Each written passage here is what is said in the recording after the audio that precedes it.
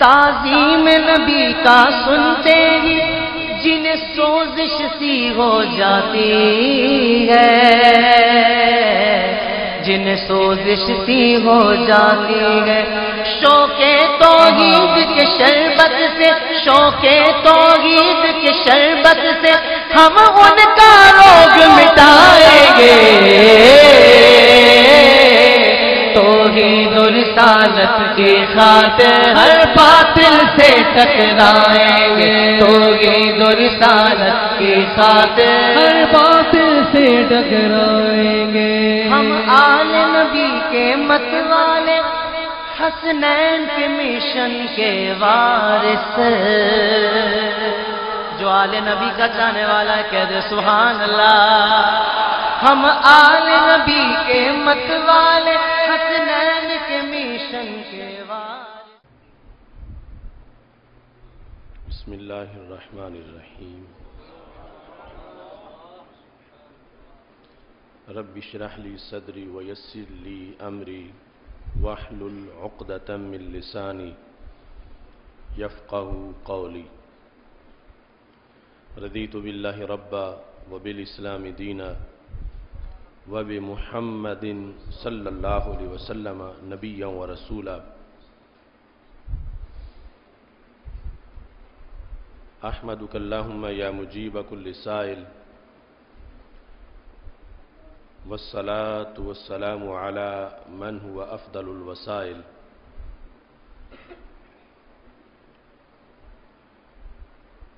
الحمد للہ رب المشرقین والمغربین، والصلاة والسلام على من قال الحسین منی وانا من الحسین، وعلى آلہ واصحابہ فی الدارین۔ اما بعد فاعوذ باللہ من الشیطان الرجیم، بسم اللہ الرحمن الرحیم۔ ولا تقولوا لمن يقتل في سبيل الله اموات بل احياء ولكن لا تشعرون۔ صدق اللہ العظیم وصدق رسولہ النبی الکریم الامین۔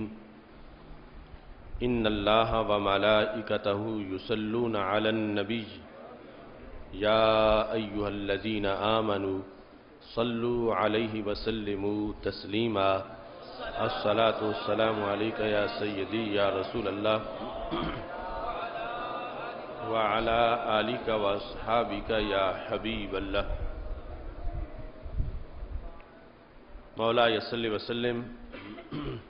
دائما ابدا على حبيبك خير الخلق كلهم، منزه عن شريك في محاسنه فجوهر الحسن فيه غير منقاسم، محمد تاج رسل الله قاطبة، محمد صادق الأقوال والكلم، محمد ذکرہ روح لانفسنا، محمد شکرہ فرد علی الامم۔ رب صلی وسلم دائما ابدا علی حبیبک خیر الخلق کلہم۔ احسان مانتا ہے زمانہ حسین کا، احسان مانتا ہے زمانہ حسین کا، حور و ملک نے گایا ترانہ حسین کا۔ اب تک سخی کے ہاتھ کی دھومیں ہیں چار سو، اب تک سخی کے ہاتھ کی دھومیں ہیں چار سو، صدیوں سے بٹ رہا ہے خزانہ حسین کا۔ جس کے قصیدے آیائے تطہیر نے پڑھے، جس کے قصیدے آیائے تطہیر نے پڑھے، ایسا بنایا رب نے گھرانہ حسین کا۔ چیخا ہے جس کی ضرب سے ہر دور کا یزید، چیخا ہے جس کی ضرب سے ہر دور کا یزید، ایسا بنایا رب نے نشانہ حسین کا۔ حب حسین سے ملے جنت میں داخلہ، حب حسین سے ملے جنت میں داخلہ، دیتا ہے چونکہ جنت نانا حسین کا۔ شرق و غرب میں چرچا ہے اس کے پیار کا، شرق و غرب میں چرچا ہے اس کے پیار کا، ایک میں ہی تو نہیں ہوں دیوانہ حسین کا۔ سنی ہوں اس لیے ہوں میں شبیر پہ فدا، سنی ہوں اس لیے ہوں میں شبیر پہ فدا، پایا ہے عشق میں نے یگانہ حسین کا۔ آصف بقائے دین ہے کربل کی داستان، آصف بقائے دین ہے کربل کی داستان، یہ فیض بٹ رہا ہے روزانہ حسین کا۔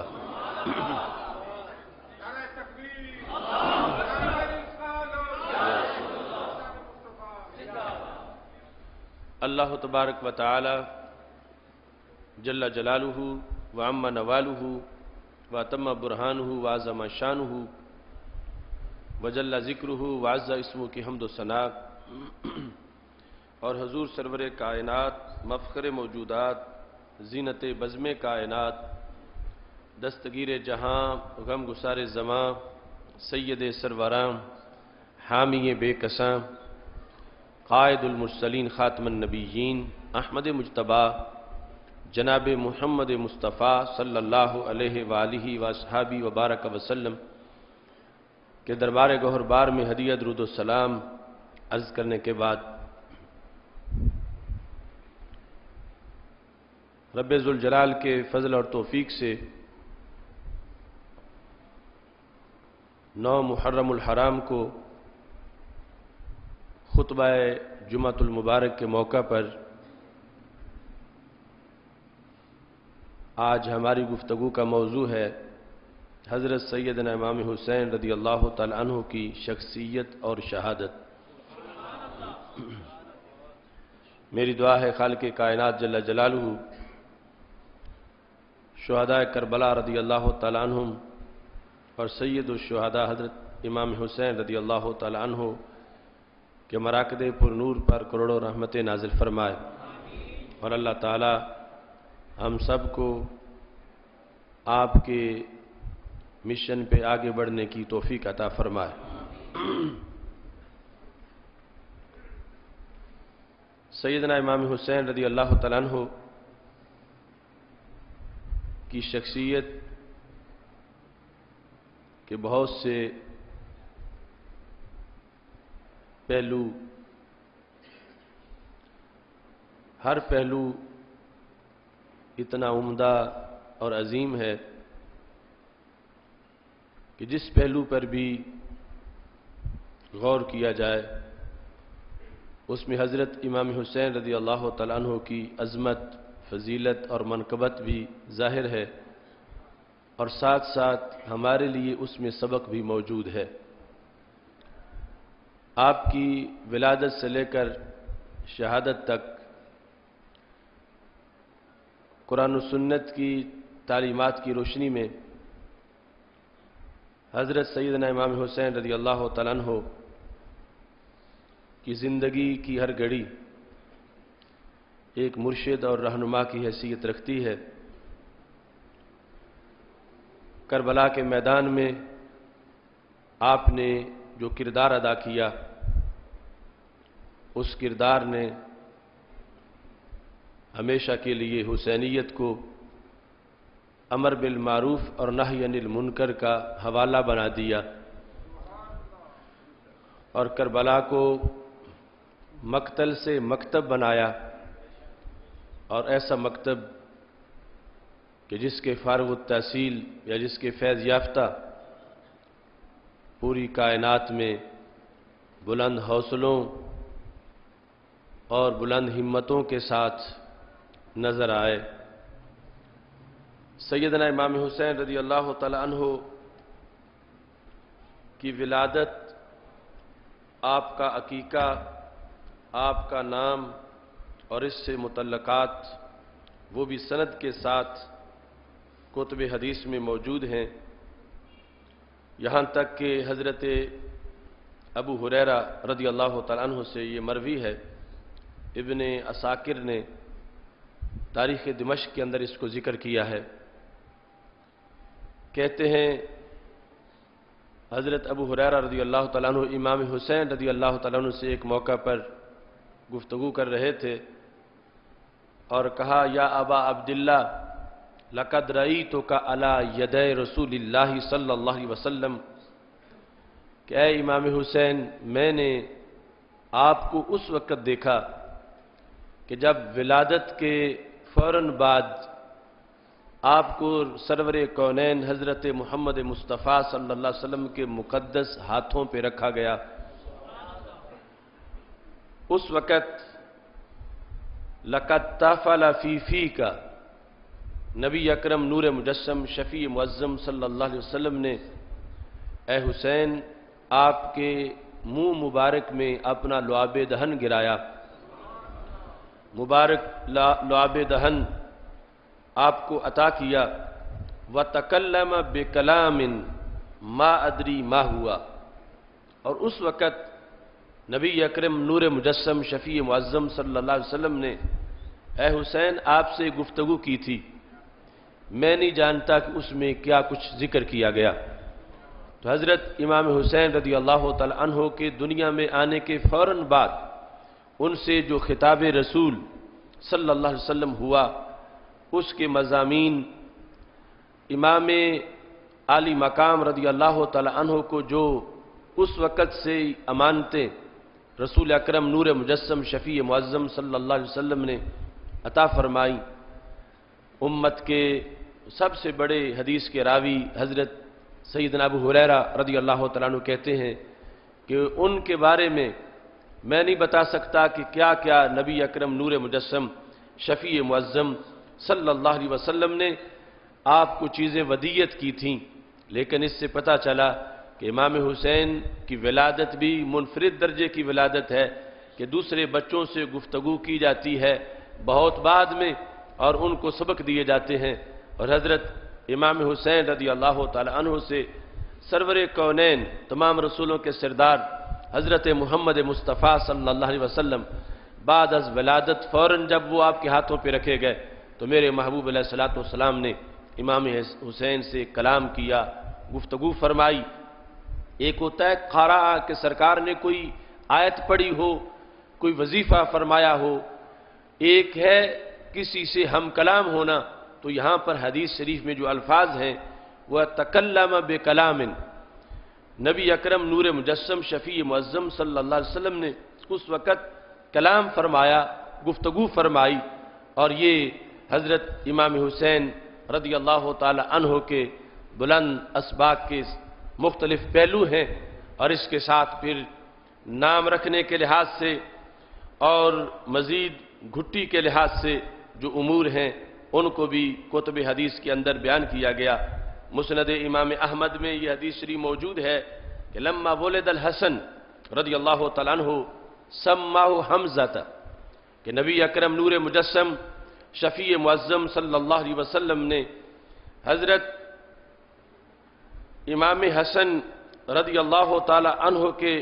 نام کے لحاظ سے جو مختلف احادیث ہیں ان میں سے پہلی حدیث حضرت علی رضی اللہ تعالی عنہ نے امام حسن کا نام حضرت حمزہ رکھا، اور حمزہ آپ کے سامنے سیدنا امیر حمزہ رضی اللہ تعالی عنہ کے حالات و واقعات میں نے حدیث سے بیان کیا کہ احب اسماء میں سے ایک نام حمزہ ہے کہ جسے ہمارے آقا صلی اللہ علیہ وسلم نے بہت زیادہ پسند فرمایا ہے، لیکن جب حضرت علی رضی اللہ تعالیٰ عنہ نے امام حسن رضی اللہ تعالیٰ عنہ کا نام حمزہ رکھا تو میرے آقا علیہ السلام نے فرمایا انی امرت ان اغیر ھذا الاسم، مجھے حکم دیا گیا ہے کہ میں اس نام کو تبدیل کر دوں۔ تو پھر حضرت امام حسن رضی اللہ تعالیٰ عنہ کا نام حمزہ کی جگہ حسن رکھا گیا، جس سے پتہ چلتا ہے کہ پھر حسن نام میں کتنی عظمت اور فضیلت ہوگی، جبکہ وہ احب اسماء میں سے ایک نام ہے جس کو فرمایا امرت، مجھے اللہ کی طرف سے حکم دیا گیا کہ میں اس نام کو تبدیل کروں اور حمزہ کی جگہ آپ کا نام حسن رکھوں۔ اور پھر جس وقت لما ولد الحسین सम्माहु बिअम्मिही जाफर। जिस वक़्त इमाम हुसैन रदी अल्लाह तआला अन्हु की विलादत हुई तो हज़रत अली रदी अल्लाह तआला अन्हु ने आपका नाम जाफर रखा। अपने चचा के नाम पर आपका नाम जाफर रखा। तो मेरे आका अलैहिस्सलातु वस्सलाम ने इस मौका पर भी फरमाया कि मुझे हुक्म दिया गया है मैं इस नाम को तब्दील करूं।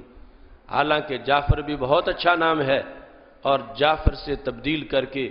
मेरे आका अलैहिस्सलाम ने हुसैन नाम रखा, जो क़यामत तक दुनिया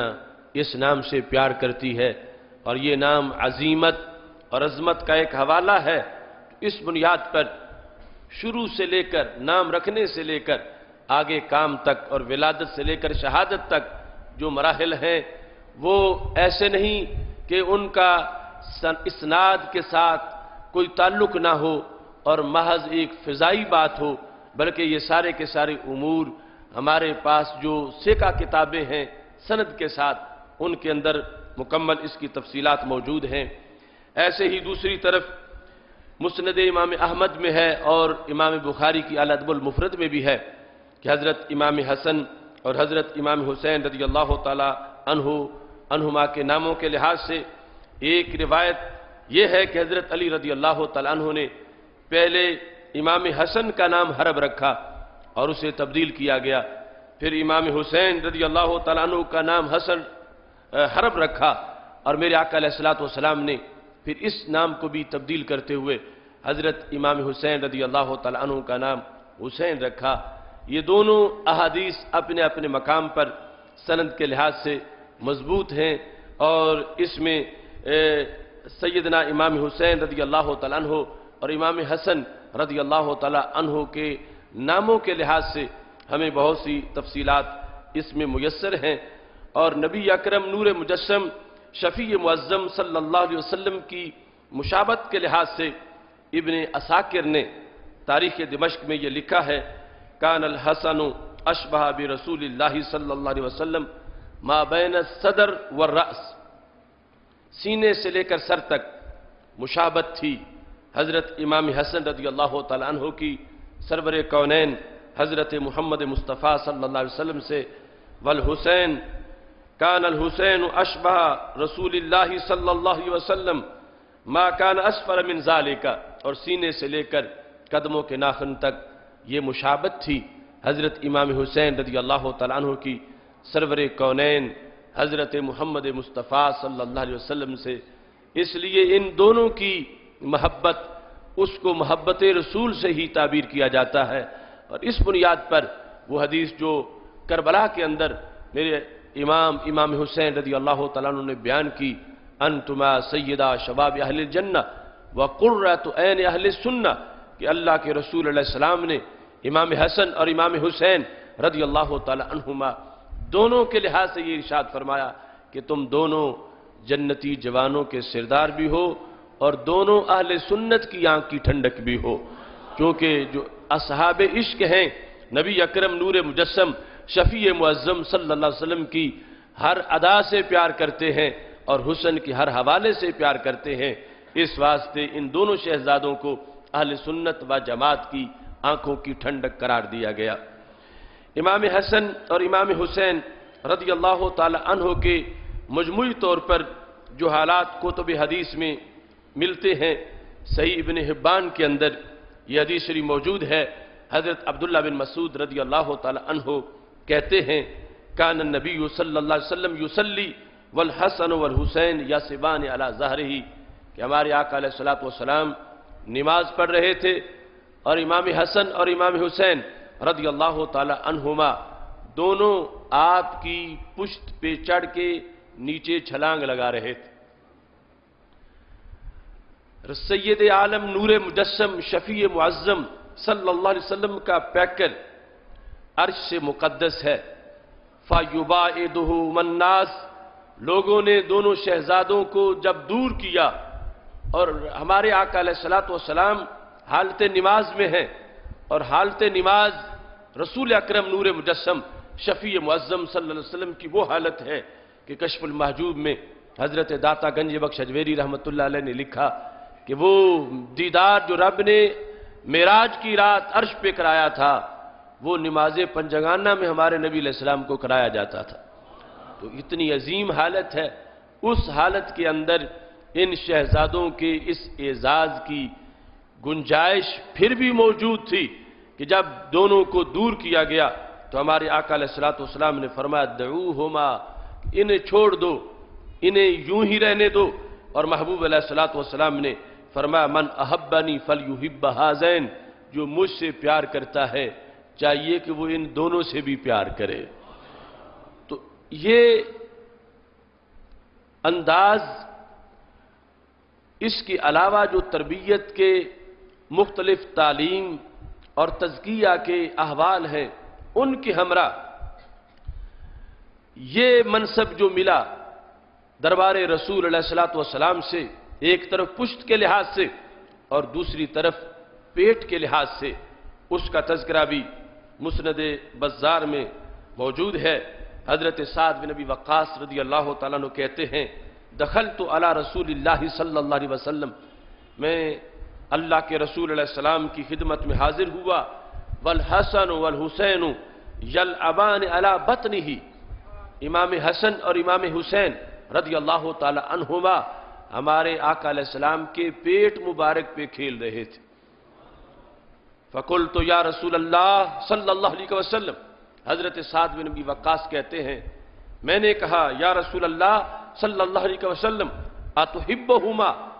کیا آپ ان دونوں سے پیار کرتے ہیں؟ تو نبی علیہ الصلوۃ والسلام نے فرمایا وما لی لا احبہما، میں کیوں نہ ان دونوں سے پیار کروں، وہما ریحانتای، یہ دونوں میری خوشبوئیں قرار پائی ہیں۔ تو نبی اکرم نور مجسم شفیع معظم صلی اللہ علیہ وسلم نے ان دونوں کو اپنی خوشبو قرار دیا، اور یہ منصب ملا دونوں شہزادوں کو نبی اکرم نور مجسم شفیع معظم صلی اللہ علیہ وسلم کی ذات مقدس سے، اور پھر جو عطائیں ہوئیں اس نسب اور خون کی برکات کے علاوہ وہ ایک طویل داستان ہے۔ اور اس کے بعد نبی اکرم نور مجسم شفیع معظم صلی اللہ علیہ وسلم ہر گھڑی جو ان کو نوازتے رہے، اگر گہری نگاہ سے دیکھا جائے تو امام حسن اور امام حسین رضی اللہ تعالی عنہم کے تذکرے جہاں ہمیں تعلیمات قرآن میں، احادیث رسول علیہ السلام میں ہر طرف ملتے ہیں، وہاں ان کے بعد امت میں جو امر بالمعروف اور نہی عن المنکر کا فریضہ ہے، آج تک جو دین متین کی رونق ہے، آج تک جو مسجد منبر و محراب پر اسلام کی روشنی ہے، اس سب کے اندر ان کا حصہ موجود ہے۔ اور حسینیت کے جذبے آج بھی کائنات کو اس حقیقت پر مطلع کر رہے ہیں، کرتی رہے گی پیش شہادت حسین کی، آزادی حیات کا یہ سرمدی اصول، چڑھ جائے کٹ کے سر تیرا نیزے کی نوک پر، لیکن یزیدیوں کی اطاعت نہ کر قبول۔ خالق کائنات جل جلالہ کے فضل سے جو بقا اور دوام ملا ان نفوس قدسیہ کو،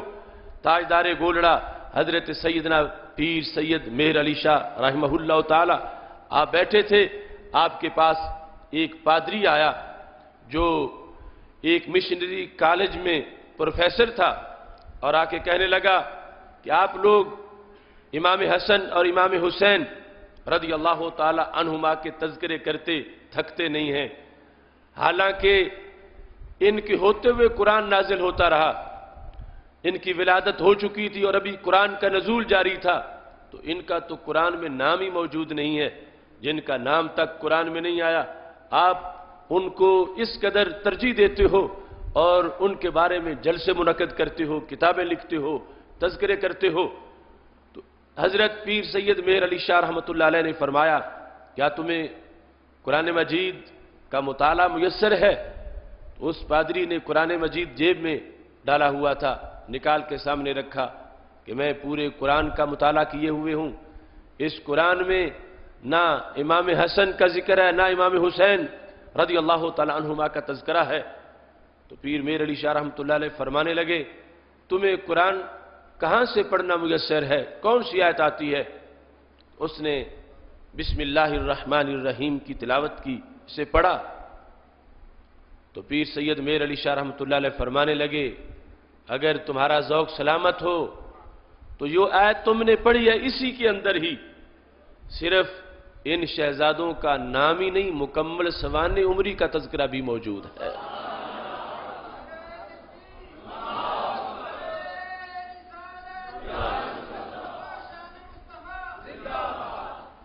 اس میں آپ لوگ جو کہ جانتے ہیں یہ جو عدد ہے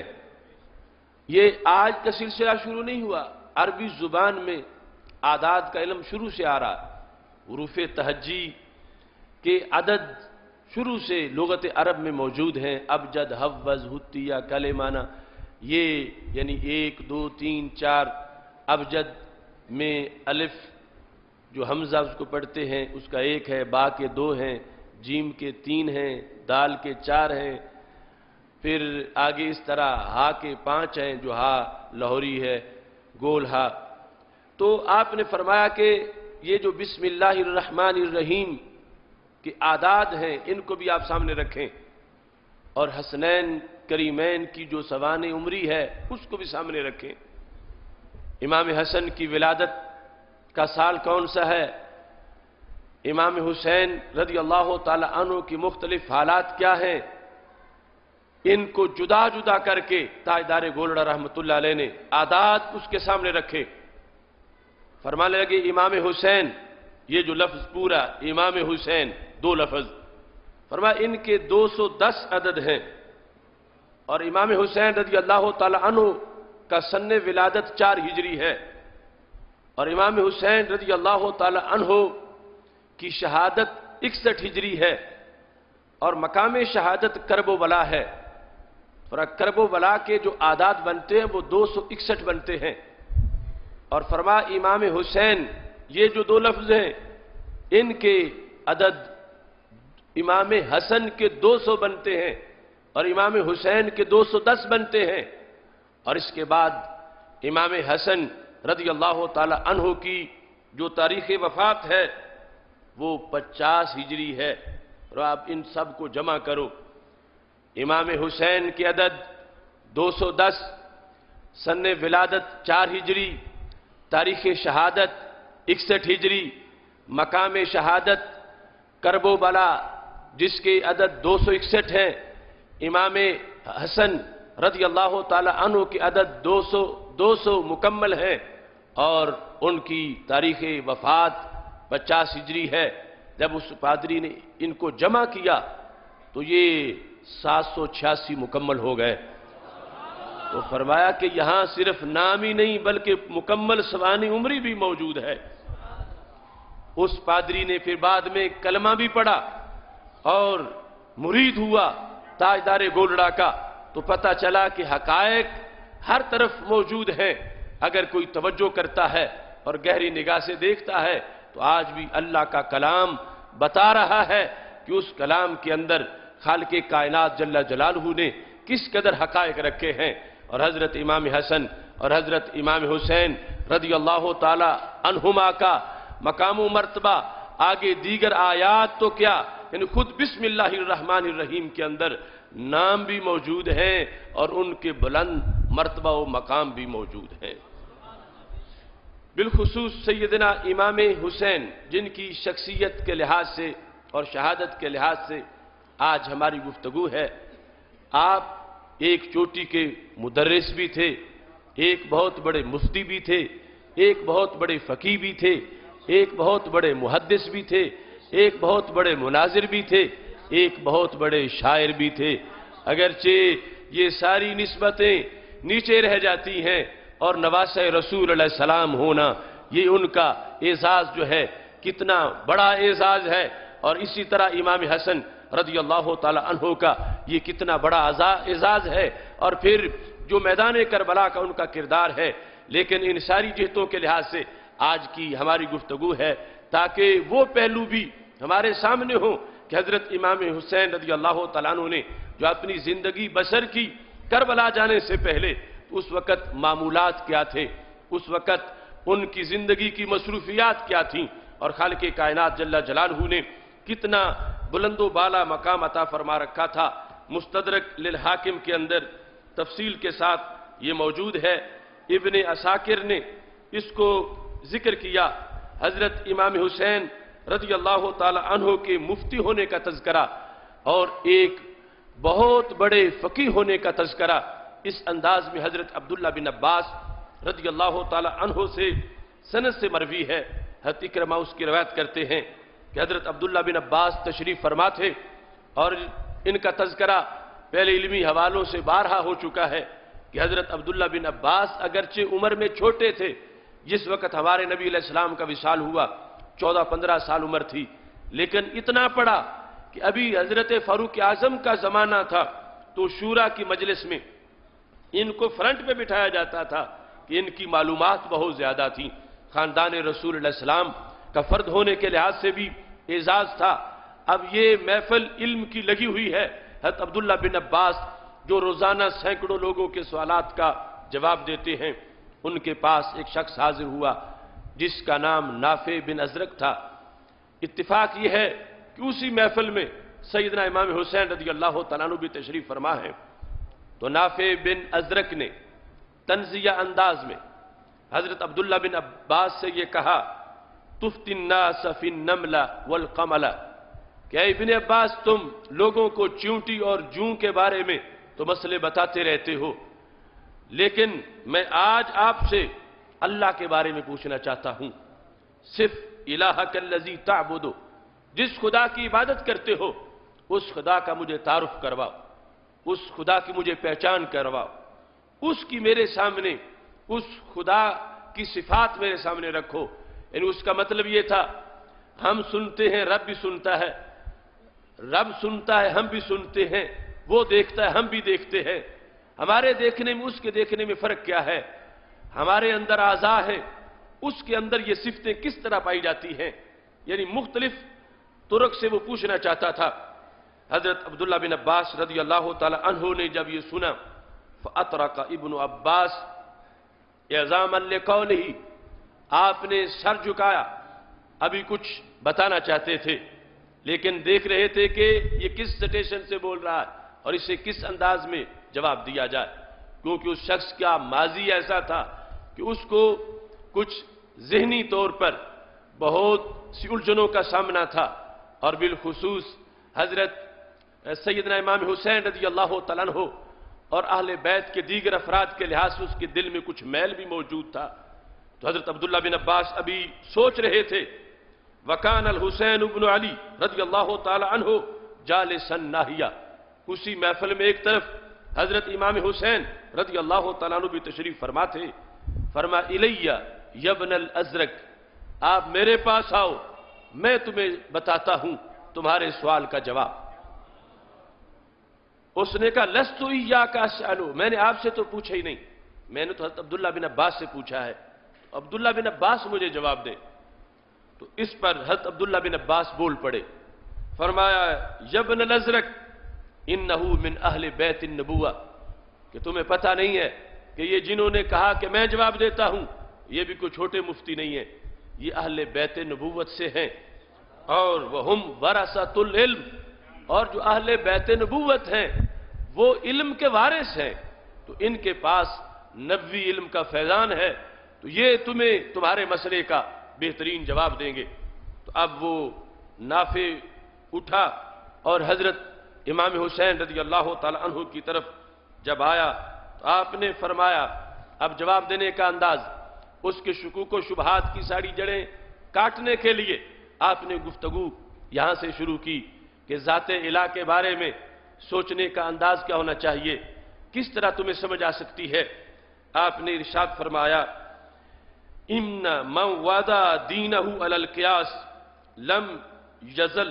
یزل الدہر فی الالتباس، فرمایا جو اپنے دین کی بنیاد قیاس پہ رکھے، قرآن نہ پڑھے، سنت نہ پڑھے، انہیں چھوڑ کے قیاس کرے، ایک تو یہ ہے کہ انہیں سمجھنے کے لیے ان کے اندر قیاس محمود کرے، فرمایا جو شخص اپنے دین کی بنیاد نصوص کو چھوڑ کر قیاس پہ رکھے، پھر کیا ہوتا ہے، لم یزل الدہر فی الالتباس، ساری زندگی شک میں ہی رہتا ہے، اس کا شک کبھی دور نہیں ہو سکتا۔ تم چاہتے ہو کہ تمہارا علاج ہو، اور تمہارا توحید کے بارے میں شک ختم ہو اور شکوک و شبہات دور ہو جائیں تو پھر اپنی عقل کو ذرا سائیڈ پہ رکھ کے میری بات کو سننا، چونکہ رب کو پہچانا جاتا ہے جن ذرائع سے عقل ادھوری ہے، عقل کے ترازو پہ اس کی الوہیت کو تولا نہیں جا سکتا۔ اس تمہید کے ساتھ حضرت امام حسین رضی اللہ تعالی عنہ نے فرمایا، آصف الہی بما وصف بہ نفسا، میں رب کی وہی صفتیں بیان کرتا ہوں جو رب نے اپنی صفتیں آپ بیان کی ہیں، اور ساتھ یہ ارشاد فرمایا وَأُعَرِّفُ بِمَا عَرَّفَ بِهِ نَفْسَهُ، اور میں رب کی معرفت اسی طریقے سے کرواتا ہوں جیسے رب نے خود اپنی معرفت کروائی ہے۔ یہ کہنے کے بعد فرمایا لا یدرک بالحواس، رب کا ادراک حواس سے نہیں کیا جا سکتا۔ کہ کوئی شخص یہ کہے کہ میں اپنی آنکھ سے پہچانوں کہ رب کیسا ہے، اپنے کان سے پہچانوں کہ رب کیسا ہے، یہ جو 5 سینسز ہیں، حواس خمسہ، فرمایا یہ جو 5 قوتیں ہیں، 5 سورسز ہیں نالج کے انسان کے پاس، یہ 5 سورسز مخلوق میں تو کام دیتے ہیں، خالق میں کام نہیں دیتے، کہ خالق کے لحاظ سے بندہ ان کے ذریعے ادراک کرنا چاہے کہ میں خالق کو پہچانوں ان کے ذریعے سے، تو فرمایا لا یدرک بالحواس، حواس کے ذریعے اس کا ادراک نہیں کیا جا سکتا، ولا یقاس بالناس، اور اسے بندوں پہ قیاس بھی نہیں کیا جا سکتا۔ اب انسان کے لیے سب سے قریب ترین چیز خود اس کی اپنی ذات ہے، اور اس کی سوسائٹی میں رہنے والے لوگ ہیں، ان کی حالتیں ہیں، ان کی طبیعتیں ہیں، ان کی عادتیں ہیں، ان کی اعضاء ہیں۔ تو فرمایا لا یقاس بالناس، تو نے اپنی آنکھ دیکھی ہے، یعنی لوگوں کی آنکھ دیکھی ہے، ہاتھ دیکھے ہیں، کان دیکھے ہیں، زبان دیکھی ہے، فرمایا یہ جو تمہارے سورسز ہیں نہ ان سے رب کو پہچانا جا سکتا ہے، اور نہ جو تیری معلومات میں اعضاء ہیں لوگوں کے، اس پر اللہ کو قیاس کیا جا سکتا ہے۔ فرمایا بولتا ہے، مگر یہ زبان جس ایک ٹکڑے کو ہم زبان کہتے ہیں اس سے وہ پاک ہے، وہ دیکھتا ہے مگر جس طرح ایک ٹکڑا آنکھ ہے اس سے وہ پاک ہے، وہ سنتا ہے مگر جیسے ایک ٹکڑا کان ہے اس سے وہ پاک ہے۔ فرمایا یہ جو جتنے بھی اعضاء ہیں جو ان سے مرکب چیز ہو اس کو جسم کہا جاتا ہے، جو جسم ہو وہ حادث ہوتا ہے، اور جو حادث ہو وہ فانی ہوتا ہے، اور جو فانی ہو وہ اللہ نہیں ہوتا۔ تو حضرت امام حسین رضی اللہ تعالی عنہ نے جامع لفظوں میں فرمایا کہ نہ تو اس کا ادراک حواس سے ہو سکتا ہے اور نہ ہی اس کو قیاس کیا جا سکتا ہے انسانوں کے اوپر، انسانوں کی قوتوں کے اوپر۔ انسان کا معاملہ اور ہے، انسان کے خالق کا معاملہ اور ہے۔ اس کے بعد آپ ارشاد فرمانے لگے قریب غیر ملتصق، قریب ہے مگر کسی سے جڑا ہوا نہیں ہے، ہے قریب اتنا کہ جان سے بھی قریب ہے، شارک سے بھی قریب ہے، مگر جو قریب کا معنی اجسام میں ہوتا ہے وہ نہیں پایا جاتا۔ اب 2 جسم جب قریب ہو تو ہر درجے کا قرب تب ہوگا جب آپس میں جڑ جائیں گے۔ فرمایا وہ قریب ہے مگر وہاں التصاق نہیں کہ آپس میں جڑنے والا، چمٹنے والا ایک دوسرے کے ساتھ معنی موجود ہو، وہ قریب تو ہے مگر کسی طرح کا التصاق اور جڑاؤ والا معنی وہاں موجود نہیں ہے۔ وَبَعِيدٌ غیر منتقص، بعید بھی ہے مگر اس میں کوئی نقص نہیں جو اوروں کے بعید ہونے کی وجہ سے پایا جاتا ہے۔ یعنی اللہ تو شارک سے بھی قریب ہے، بعید ہونے کا مفہوم اس انداز میں بیان کر دیا کہ جیسے ہمارے آقا علیہ السلام کا یہ فرمان ہے، اللہ تعالیٰ کا فرمان ہے جو حدیث قدسی ہے کہ میرے نبی علیہ السلام ارشاد فرماتے ہیں، اللہ فرماتا آنا عند ظن عبدی بی، میں اپنے بندے کا جو میرے بارے میں گمان ہے میں اس کے مطابق ہوں، جو مجھے قریب سمجھے میں اس کے قریب ہوں، اور جو مجھے بعید سمجھے تو میری رحمت اس سے بعید ہو جاتی ہے۔ حالانکہ رب تو شارک سے بھی قریب ہے۔ تو اس بنیاد پر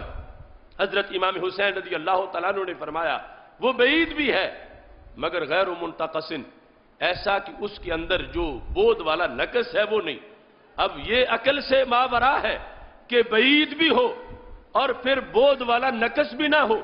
بود والا نقص کیا ہے کہ دور ہونے کی وجہ سے کسی کا بر وقت فائدہ نہیں پہنچتا, دور ہونے کی وجہ سے کسی کی بر وقت مدد نہیں پہنچتی, دور ہونے کی وجہ سے کوئی حالات پہ بر وقت مطلع نہیں ہوتا. فرمایا بعید ہے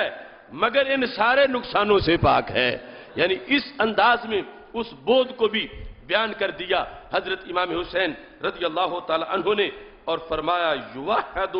ولا یبعد, اس میں وحدت ہی وحدت ہے, بازیت نہیں, یعنی ٹکڑے ٹکڑے نہیں, وحدت ہے, اس کے اندر جوڑ نہیں, اس کے اندر اجزاء نہیں, اس کے اندر مختلف قسم کے ٹکڑے نہیں, وہ وحدت ہی وحدت ہے. اور فرمایا معروف بالآیات موصوف بالعلامات. جب یہ ساری چیزیں بیان ہو رہی تھیں سوال ہو رہا تھا پھر پتہ کیسے چلے گا, جانیں گے کیسے, اس کا ادراک پھر کس ذریعے سے ہوگا. فرمایا موصوف بالآیات موصوف بالعلامات معروف بالآیات. فرمایا وہ صفتوں سے پہچانا جاتا ہے, نشانیوں سے اس کا پتہ چلتا ہے. انسان کی عقل اس قابل نہیں کہ عقل پہ اسے تولا جائے, یہ انسانی عقل ادھوری ہے, اس کے اندر وسعت نہیں. یہی وہ مفہوم ہے جو حرف کھڑی کہتے ہیں کہ وحدہ لا شریک الہی صفتان سے جاپے, کہ خالق کائنات جل جلالہ کا پتہ اس کی صفات سے چلتا ہے. قال فرعون وما رب العالمین, فرعون پوچھ رہا تھا حضرت موسیٰ علیہ السلام سے اپنے رب کا تعارف تو کرواؤ, رب کون ہے؟ تو حضرت موسیٰ علیہ السلام نے جو تعارف کروایا تو صفات سے تعارف کروایا. اللہ کا تعارف صفات سے ہمیشہ کروایا جاتا رہا, اور قرآن میں وہی طریقہ ہے. اور حضرت امام حسین رضی اللہ تعالی عنہ نے اسی طریقے کے ساتھ اس شخص کے سامنے جو گفتگو کی, اب روایت میں اتنے الفاظ ہیں لیکن اس شخص کا جو تأثر ہے وہ بتاتا ہے کہ امام حسین نے اسے کتنا مطمئن کیا, کس حد تک اس کے سامنے ان حقائق کو واضح کیا. لکھا ہے کہ جس وقت آپ نے یہ الفاظ اس کے سامنے بیان کیے تو وہ بول پڑا, یا حسین ما احسنا کلامک, حسین آپ نے تو کمال کر دیا ہے. کہ میں یہ سمجھ رہا تھا کہ شاید میں ابن عباس سے ہی مسئلہ پوچھوں گا تو مجھے اطمینان ہوگا, تو آپ نے تو کتنا خوبصورت جواب مجھے ارشاد فرمایا ہے. تو حضرت امام حسین رضی اللہ تعالیٰ عنہ نے آخری جملہ یہ بولا, فرمایا لا الہ الا هو الکبیر المتعال. فرمایا وہ الہ ہے, اس کے سوا کوئی الہ نہیں ہے, وہ کبیر ہے, متعال ہے, اور بلند و بالا مرتبے والا ہے. اس انداز سے حضرت امام حسین رضی اللہ تعالیٰ عنہ ایک مسئلے کا جواب دے رہے ہیں. تو نسل نو کو ہمیں پتہ ہونا چاہیے کہ امام حسین رضی اللہ تعالیٰ عنہ علم کے کس سمندر کا نام ہے کہ جس کا کنارہ نہ ہو. امام حسین کس بڑے فقیہ اور ماہر عقائد کا نام ہے کہ جس انداز میں حضرت امام حسین رضی اللہ تعالیٰ عنہ کی طرف کوئی متوجہ ہوا, اسی انداز میں آپ نے اس کو نوازا ہے, اس کو علوم کے خزانے عطا فرمائے ہیں. اور اسی طرح آپ کے جو مصروفیات تھیں ان میں باقاعدہ مدرس ہونا, قرآن پڑھانا, سنت پڑھانا, یہ پیروں کے پیر امام حسین رضی اللہ تعالی عنہ کی زندگی کی مصروفیت ہے. بلکہ مسجد نبوی شریف میں آپ کی جو کلاس ہے اس کے خد و خال حضرت سیدنا امیر معاویہ رضی اللہ تعالی عنہ نے اس انداز میں بیان کیے ہیں. ابن عساکر تاریخ دمشق کے اندر اس کو لکھتے ہیں کہ جس وقت ابو سعید کلبی روایت کرتے ہیں قال معاویہ رضی اللہ تعالی عنہ لرجل من قریش, حضرت امیر معاویہ رضی اللہ تعالی عنہ ایک قریش کے شخص کو تعارف کروا رہے تھے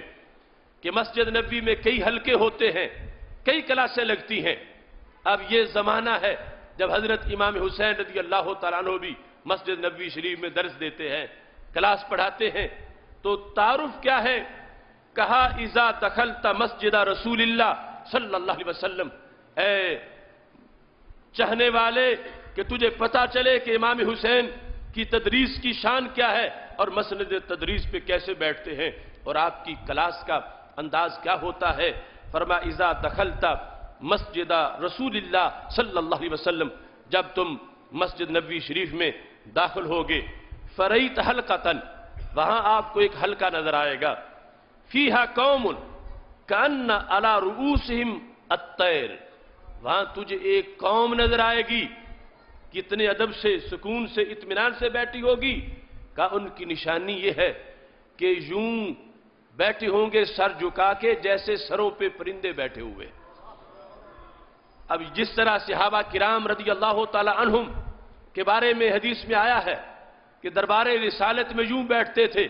کأن علی رؤوسہم الطیر، گویا کہ سروں پہ پرندہ ہے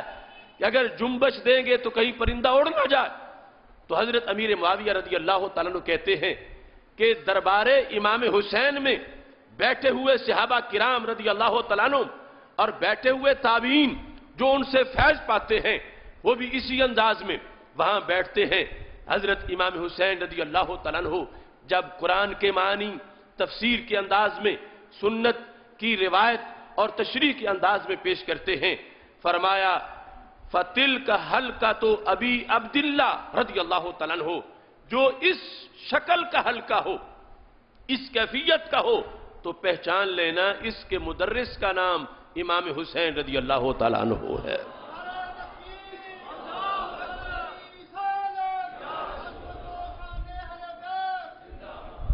کہتے ہیں مؤتذراً علی انصاف ساقیہ، وہاں تجھے جو مدرس نظر آئیں گے وہ اس انداز میں بیٹھے ہوں گے کہ ان کا تہبند جو ہے ان کے ٹخنوں سے کافی اونچا ہوگا، نصف پنڈلیوں تک، اور فرمایا لیس فیہا من الحزیلہ شیء،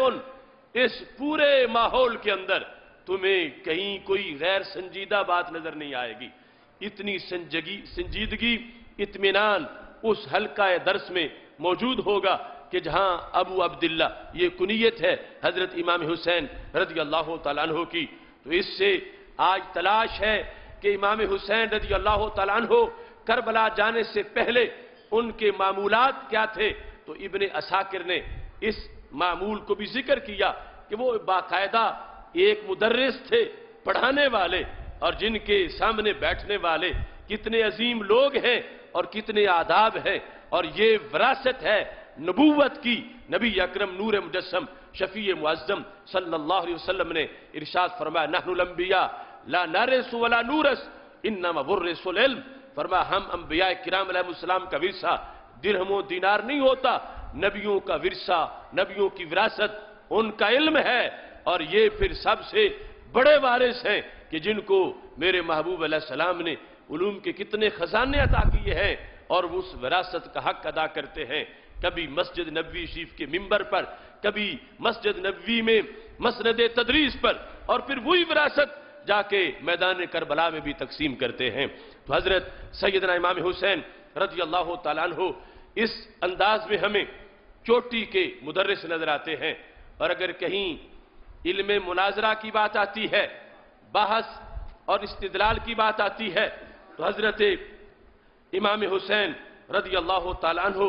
ہمیں وہاں پہ ایک چوٹی کے مناظر بھی نظر آتے ہیں۔ اس صورت میں بھی بحث اس انداز کی تھی کہ کوئی شخص منکر تھا کہ حسین تمہاری عظمت تمہاری ذات کے لحاظ سے ہے، اور تمہاری عظمت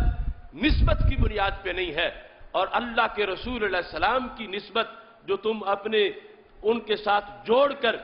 اپنی عظمتوں کا اظہار کرتے ہو، یا لوگ تمہاری عظمتیں بیان کرتے ہیں،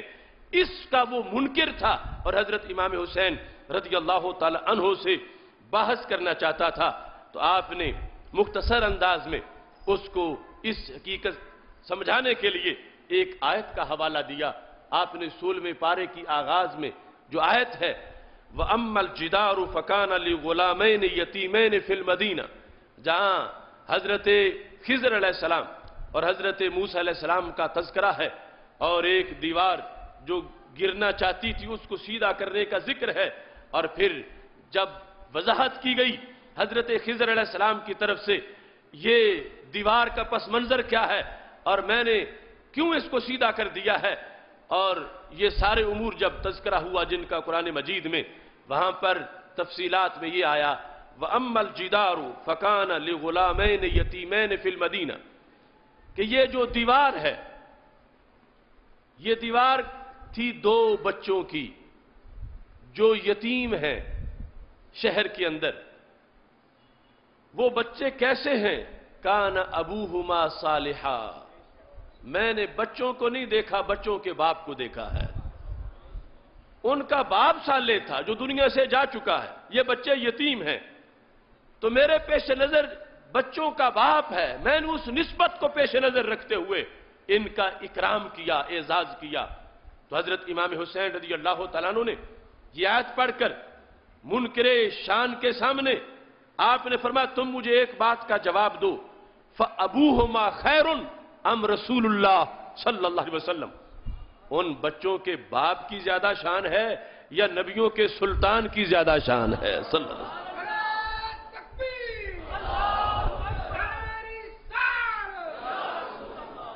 فَأَبُوهُمَا خَيْرٌ أَمْ رَسُولُ اللَّهِ صلی اللہ علیہ وسلم، اللہ کے رسول علیہ السلام کی شان زیادہ ہے یا ان کی شان؟ تو کہا گیا اللہ کے رسول علیہ السلام کی شان تو کہیں زیادہ ہے۔ تو فرمایا جب وہاں کان ابوہما صالحا اس نسبت کو پیش نظر رکھا گیا اور اس کا تذکرہ قرآن میں ہے، تو فرمایا پھر ہمیں ہماری ذاتوں تک تم محدود کر کے فکر قرآن کا انکار کرنا چاہتے ہو، جب ان کے باپ کی وجہ سے ان کی عظمت کو پیش نظر رکھنا یہ رب کے نبیوں کا مذہب ہے اور یہ قرآن کا طریقہ ہے، تو پھر نسبت رسول علیہ السلام سے جو دنیا ہمارا ادب کرتی ہے، احترام کرتی ہے، اور ہمیں اولاد رسول علیہ السلام کہا جاتا ہے اور مجھ کو ابن الرسول علیہ السلام کہا جاتا ہے، تو کہنے والے کوئی غلو نہیں کرتے بلکہ یہ قرآنی پیغام پہ عمل کرتے ہوئے نظر آتے ہیں۔ حضرت سیدنا امام حسین رضی اللہ تعالیٰ عنہ چوٹی کے شاعر بھی تھے اور آپ کے شعر بھی تبلیغ سے بھرے ہوئے۔ آپ نے چونکہ حضرت سیدنا علی المرتضیٰ رضی اللہ تعالی عنہ نے وصال سے پہلے جو وصیتیں فرمائی تھیں، ان میں یہ وصیت بھی تھی کہ حسین قرآن پر عمل کرنے کے لحاظ سے دوسرے لوگ تم سے آگے نہ نکل جائیں، تمہاری امامت کا تقاضا یہ ہے کہ عمل بالقرآن میں بھی تم امام نظر آؤ، عمل بالقرآن کے لحاظ سے بھی لوگ تمہاری مثالیں بیان کریں، جیسے پہلے ہے اس میں مزید ترقی ہو۔ تو حضرت امام حسین رضی اللہ تعالیٰ عنہ اپنے ہر خطبے میں، اپنی ہر تبلیغ کے اندر انہوں نے ان امور کو پیش نظر رکھا اور اس انداز میں تبلیغ کی جس میں فکر آخرت ہے، جس میں قبر کی تیاری ہے، جس میں وہ دنیا جو انسان کو غافل کرے اس سے بیزاری ہے، اللہ کے ساتھ رابطہ اور اللہ تعالیٰ کی طرف متوجہ ہونا کا تذکرہ ہے۔ اشعار کے اندر بھی جب عرب زمانے کے اندر کئی ایسے شعراء تھے کہ جو عورتوں کے حسن و جمال کو اپنے شعروں کا موضوع بناتے تھے اور دنیا کی رغبتیں ان کی طرف قوموں کو لگاتے تھے، مگر حضرت امام حسین رضی اللہ تعالیٰ عنہ کی شاعری بھی کس درجہ روحانی شاعری ہے۔ آپ ارشاد فرماتے ہیں اغنے عن المخلوق بالخالق تغنی عن الکاذب من ظن ان الناس یغنونہ فلیس بالرحمن بالواسق۔ رضی اللہ تعالیٰ عنہ کہ خالق کی طرف متوجہ ہو کر غنی بن جاؤ مخلوق کے مقابلے میں، اس میں اس آیت کا انکار نہیں ہے، نہ کوئی خارجی دماغ اس طرف جائے کہ اغناہم اللہ ورسولہ من فضلہ، کہ غنی کیا اللہ نے اور غنی کیا اللہ کے رسول صلی اللہ علیہ وسلم نے، غنی کیا دونوں نے اپنے اکٹھے فضل کے ساتھ، جو قرآن مجید میں ہے۔ یہاں مخلوق سے مراد یہ دنیا اور دنیا کے دھندوں سے جو کسی کو بے نیاز کرتا ہے۔ اگلے شعر میں کہتے ہیں وَمَن نَّاسَ وَمَن ظَنَّ أَنَّ النَّاسَ یغنونہ، جس کا یہ نظریہ ہے، جو یہ گمان رکھتا ہے کہ لوگوں کے دینے سے اس کی تھوڑ ختم ہو جائے گی، لوگوں کے دینے سے اس کی حاجت ختم ہو جائے گی، میں اس کے بارے میں یہ نظریہ رکھتا ہوں۔ امام حسین کہتے ہیں فلیس بالرحمن بالواسق، اس کا پھر رحمان پہ پکا یقین ہی نہیں ہے۔ رحمان پہ جس کا پکا یقین ہو اس کو پھر دوسری طرف سے یقین منقطع کرنا پڑے گا، بلکہ یقین تو کیا گمان بھی ہٹانا پڑے گا۔ جو یہ سمجھتا ہے کہ لوگ دیں گے تو میری تھوڑ میری کمی پوری ہو جائے گی، فرمایا اس کا رحمان کے فضل پہ پکا یقین نہیں ہے۔ جس کا رحمان کے فضل پہ پکا یقین ہو جائے پھر وہ لوگوں کا منگتا نہیں بنتا، بلکہ اللہ والوں کی طرف وہ متوجہ ہوتا ہے، اور اللہ کا فضل جسے بے نیاز کر دیتا ہے پھر وہ ہر قسم کے انداز اپناتا ہے کہ جس کی وجہ سے اسے یہ دنیا کے دھندے اور دنیا کے مختلف احوال اسے مایوس نہیں کر پاتے، بلکہ رب کے فضل سے اگرچہ وہ کٹیا میں بیٹھا ہو پھر بھی اطمینان اور سکون کی زندگی بسر کرتا نظر آتا ہے۔ تو حضرت امام حسین رضی اللہ تعالیٰ عنہ محدث بھی چوٹی کے تھے، حدیث پڑھاتے ہیں، جس طرح وہ حدیث جو شروع میں نے پیش کی کہ انتما سیدہ شباب اہل الجنہ وقرۃ عین اہل السنہ، ایسے ہی مسجد نبوی شریف میں مختلف سفروں میں، کربلا کے راستے میں، کربلا کے میدان میں حضرت امام حسین رضی اللہ تعالیٰ عنہ بحیثیت محدث نظر آتے ہیں۔ یہ جو مشہور حدیث شریف ہے البخیل من ذکرت عنده ثم لم يصلی علیہ، کہ ہمارے نبی علیہ السلام فرماتے ہیں بخیل دیکھنا ہے تو وہ بندہ چوٹی کا بخیل ہے کہ جس کے پاس میرا ذکر ہو اور وہ مجھ پہ درود نہ پڑے۔ یہ رسول اکرم نور مجسم شفیع معظم صلی اللہ علیہ وسلم کا فرمان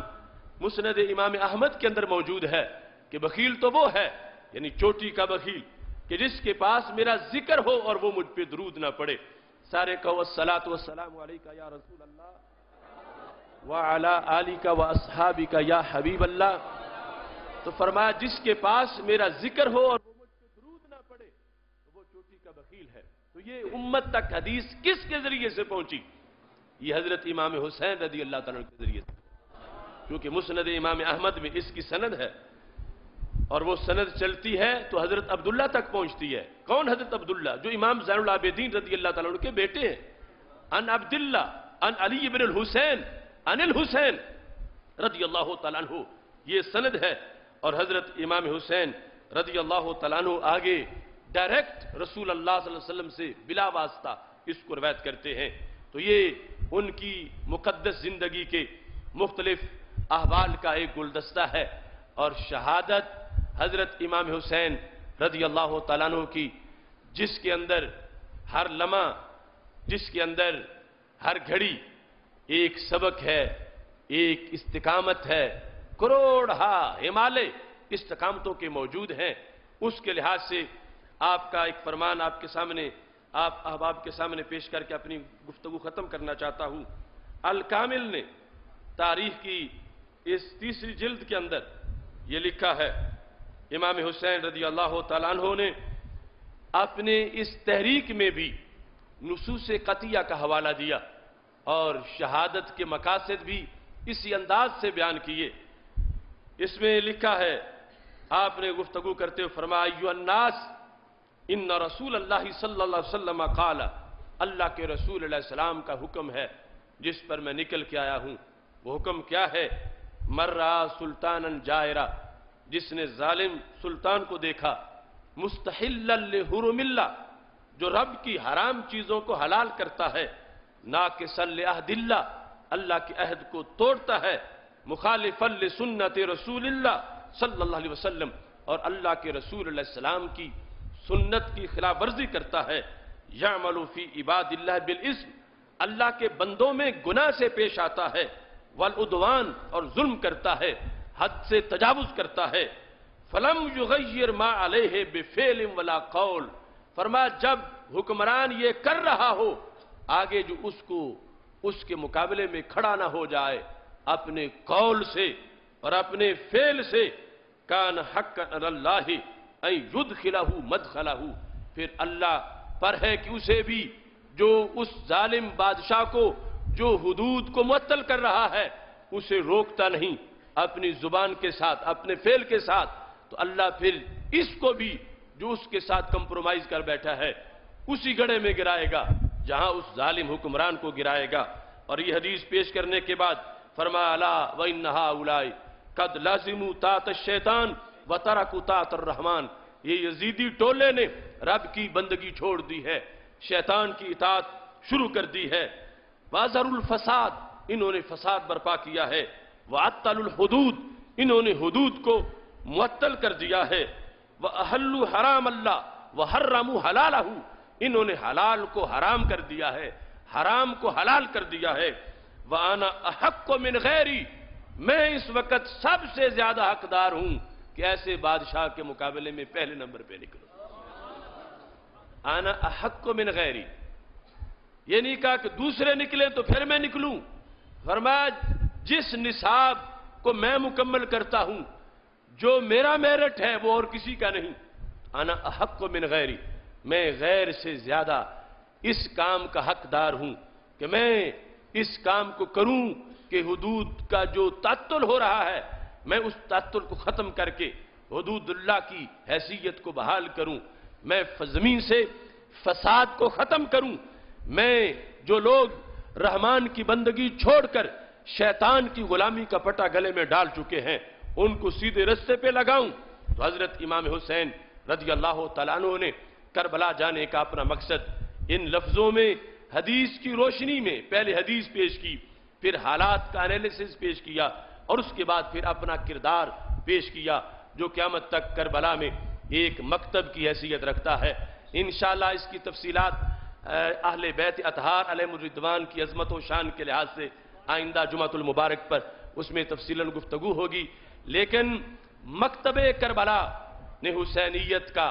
ایک سبق کائنات کو دیا اور حسینیت آج بھی زندہ ہے اور انشاءاللہ قیامت تک زندہ رہے گی، اور حسینیت کی زندہ تعبیریں، حسینیت کی زندہ شکلیں اور حسینیت کے زندہ فیض، یہ مسجدوں میں رونقیں، ممبروں میں محراب پہ حق کی آواز، یہ کعبے کے گرد حاجیوں اور عمرہ کرنے والوں کی کثرت، یہ قرآن مجید برہان رشید کے حفاظ اور قاری، یہ حدود اللہ کے ساتھ منسلک ہونا لوگوں کا، اور یہ اسی حسینیت کا حصہ ہے کہ غازی ممتاز حسین قادری ہوں یا غازی علم الدین شہید ہوں یا غازی عبد القیوم ہوں، یہ حسینیت زندہ کے ہمیں چلتے پھرتے ثبوت نظر آتے ہیں کہ حضرت امام حسین رضی اللہ تعالیٰ عنہ نے کربلا کے میدان میں یہ حوصلہ بخشا کہ قیامت تک کے لیے جو حق کے لیے نکلے گا اسے دیکھنا ہوگا کہ میں چلوں گا تو چلوں گا کیسے، نکلوں گا تو نکلوں گا کیسے، میں کس انداز سے کیسے آگے بڑھوں گا، کردار ادا کرنے سے پہلے یا کردار انداز کرنے کے بعد میری صورتحال اس پر مجھے کس انداز میں ثابت قدم رکھنا ہے۔ تو کربلا میں امام حسین رضی اللہ تعالیٰ عنہ کی ہر گھڑی اس کے لیے مرشد ہے، اس کے لیے رہنما ہے۔ اس بنیاد پر قیامت تک کے لیے انشاءاللہ حسینیت کے جھنڈے لہراتے رہیں گے، اور ہمارے لیے یہ ضروری ہے کہ ہم اگرچہ اس کربلا کے اہل نہیں جس کربلا میں امام حسین رضی اللہ تعالیٰ عنہ نے کردار ادا کیا، لیکن جو وقت کے کربلا ہیں ان میں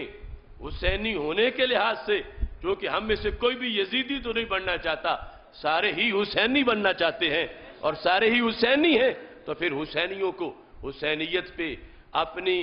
توانائیاں خرچ کرنی چاہیے، حسینیت پہ آگے بڑھنا چاہیے۔ اس وقت کی یزیدیت غازیوں کو قاتل بنا رہی ہے،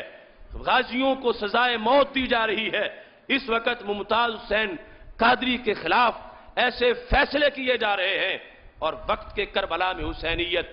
ممتاز حسین قادری کا ساتھ دینا ہے، ممتاز حسین قادری کی حمایت کرنا ہے، ممتاز حسین قادری کے لیے نکلنا ہے۔ یہ یاد رکھو کہ ایک فیصلہ جو اس وقت ہم پہ مسلط کیا جا رہا ہے یہ پورے ملک کے اسلامی تشخص کو لے ڈوبے گا معاذ اللہ۔ خاکم بدہن ایسا نہ ہو، اس فیصلے کے پیچھے سیکولر دماغ، لبرل لابیاں، امریکہ اور اس کے کیڑے مکوڑے، یہود اور نصارہ کی لابیاں، وہ پاکستان کے لیے اگلے اپنے منصوبے لے کے تیار بیٹھی ہیں کہ یہ ہو گیا تو پھر 295 پھر قادیانیوں کو جو غیر مسلم اقلیت قرار دیا گیا اس فیصلے کے خلاف مختلف قسم کے ان کے افواہ، پھر پاکستان ایک اسلامی سلطنت ہے اور نظریہ پاکستان پہ ہے، اس کے خلاف ان کے مختلف بکواس، یہ آگے ان کے اگلے منصوبے ہیں۔ اس واسطے ہم پہ لازم ہے کہ اگلی مصیبتیں روکنے کے لیے ہم اس مصیبت کے خلاف ڈٹ کے کھڑے ہو جائیں. تو یہ وقت کا بہت بڑا جہاد ہے، حسینی کردار ہے، حسینیت کا ایک بہت بڑا ہمارے نام سندیسہ ہے. اس لیے حضرت امام حسین رضی اللہ تعالیٰ عنہ سے پیار کرتے ہوئے، ان کی غلامی کا پٹا گلے میں ڈالتے ہوئے ہم نے غازی ممتاز حسین قادری کا ساتھ دینا ہے.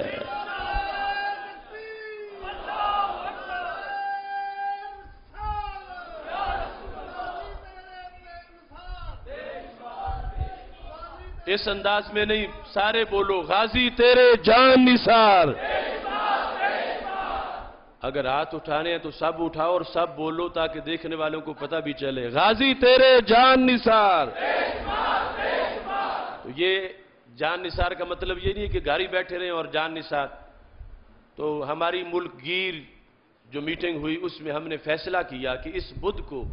یہ پہلی اذان ہے ملک کے سکوت کو توڑنے کے لیے. اگرچہ فیصلے کے دن ہی ہم نے مظاہرہ تو پریس کلب کے سامنے لاہور میں کیا، لیکن یہ اب ریلا نکالنے کا موقع ہے. بدھ کے دن انشاءاللہ 12:30 بجے حضرت داتا گنج بخش اجویری رحمت اللہ علیہ کے قدموں سے ہم ایک ریلا لے کے چلیں گے پنجاب اسمبلی کی طرف، جس میں یہ ہمارا نعرہ ہے کہ غازی ممتاز حسین قادری کے خلاف جو سپریم کورٹ نے فیصلہ کیا وہ غیر شرعی فیصلہ ہے، وہ غیر شرعی فیصلہ ہے اور ہم اس فیصلے کو کبھی بھی منظور نہیں کریں گے. اس فیصلے کو مسترد کرنے کے لیے اعلان ہم نکلیں گے انشاءاللہ اس دن. تو اب پتہ چلتا ہے کہ کون ہمارا ساتھ دے گا. تیار ہو سارے اس ریلی میں شرکت کے لیے؟ یہ پہلی اذان ہے. اس کے بعد انشاءاللہ آگے جو حالات ہوں گے،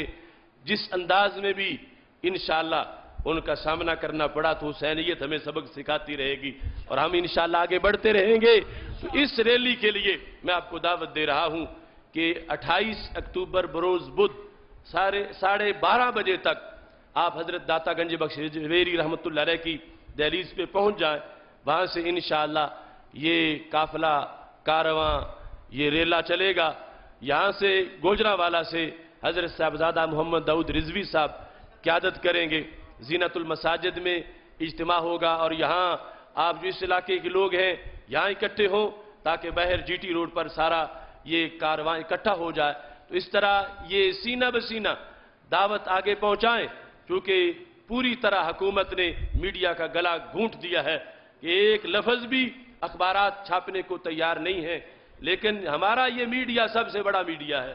ہمارے منہ کی زبان سب سے بڑا میڈیا ہے. اور اس کے ساتھ ساتھ میسج کو استعمال کرو، زیادہ سے زیادہ دعوت دو اور اس دن پوری تیاری سے نکلو. انشاءاللہ پاکستان کی ایک نئی تاریخ رقم کرنے کے لیے اس تحفظ ناموس رسالت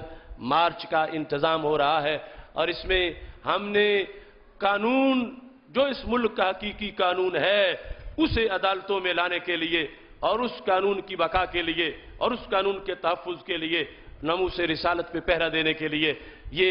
مارچ کرنا ہے. اللہ تعالیٰ اس میں ہمیں کامیابیاں بھی عطا فرمائے اور خالق کائنات کا فضل اور اس کی رحمتیں ہم سب کے شریک حال ہوں. یہ فکر مستقیم کا تازہ شمارہ چھپ کے آ چکا ہے. اس کے اندر بڑی محنت سے حسینیت کے مضمون سارے لکھے گئے ہیں. آپ حضرات اسے بھی ضرور پڑھیں، دوستوں تک پہنچائیں. نماز جمعہ کے بعد آپ کو سٹال سے میسر آئے گا. اللہ تعالی ہم سب کا حامی و ناصر ہو. وآخر دعوایا ان الحمدللہ رب العالمین.